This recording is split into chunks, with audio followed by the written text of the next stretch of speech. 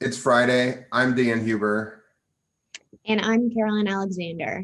This is the Prosper Group Week in Review. This is when each week we like to take a look at what's happening in digital advocacy and politics with just a right of center focus on things. Great. What's new this week, Caroline? Well, it is official.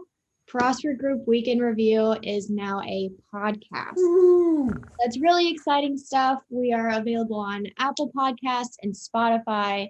So make sure you go there and subscribe to make it official. I'm excited about that. Excellent. Also, we're hiring here at the Prosper Group. Also very exciting. Looking forward to new things coming here. We're hiring as client sales strategists and then a fundraising specialist. So always keep our eye out for that. We're always hiring and looking for new folks. So that's exciting. If you want more info on that, just go to prospergroupcorp.com/careers. So Dan, what's going on in social media? Wow. First, it's always great to have new people on the team. I'm excited for seeing how that process goes and who the wonderful people we get are. So that's very exciting. But for social media, every morning we do the AM rundown, which is provided by Social Listening from the Prosper Group. We send that out to our subscribers, and we'll be providing opportunities for people to sign up for that if they're interested. But we've been following a couple things. The first is Neera Tanden confirmation. This is President Biden's pick for director of OMB, which has been pretty controversial based on some partisan and political tweets that she's had over the last several years. And so she's running into some issues with the Senate.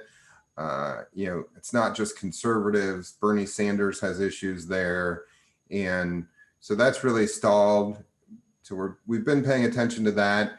And the other big thing this week, which, today is a big day, Conservative Political Action Conference, CPAC 2021, America Uncanceled. So that's going on live today and streaming. If people are interested in watching, we'll post a link, or you can check our Twitter feed.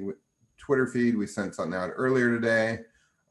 Big speakers, Ted Cruz, former President Trump's going to be speaking, and South Dakota Governor Kristi Noem, who we're a big fan of. So those are things that we've been following in social media. Some other things related to technology and politics. Very big news this week. Google ended its pause on political ads. So there was some uncertainty about what was going to happen there. Very excited to see that.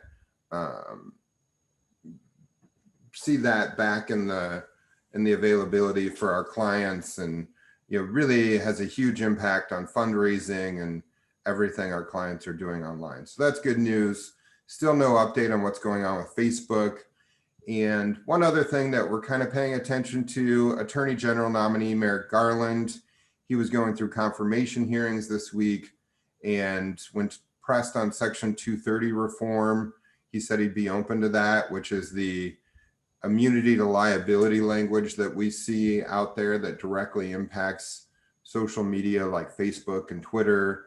And, it really makes them so that they're not liable if something illegal gets posted to their platform. So that's something that has gotten a lot of interest from the left and the right, and we're paying attention to.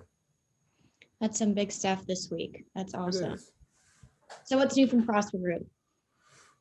The one big thing this week, we had a new post on our blog talking about text messaging for political fundraising.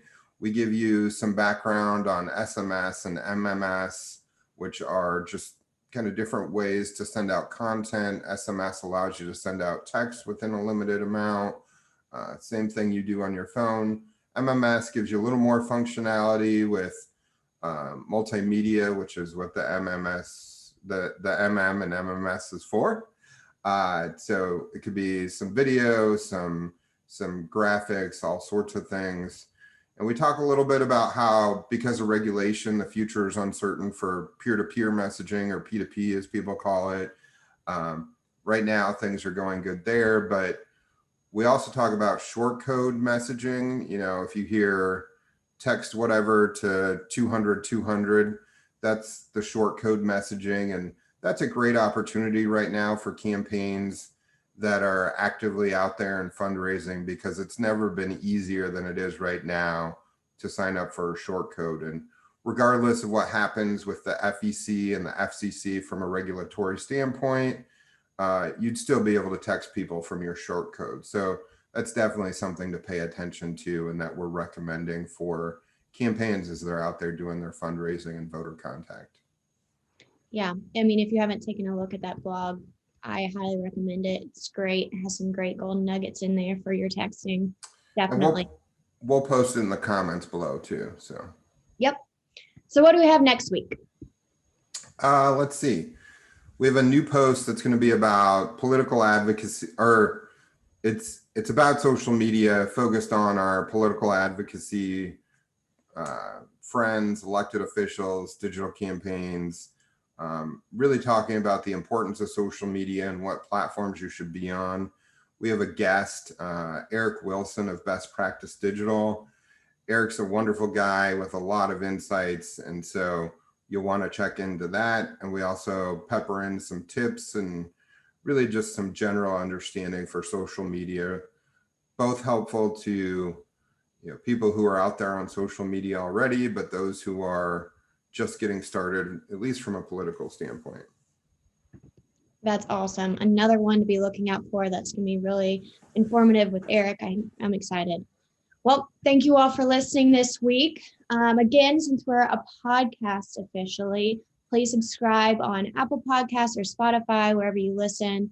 For quick tips on what's going on in the world, we're happy to do this. And this is your Prosper Group Week in Review.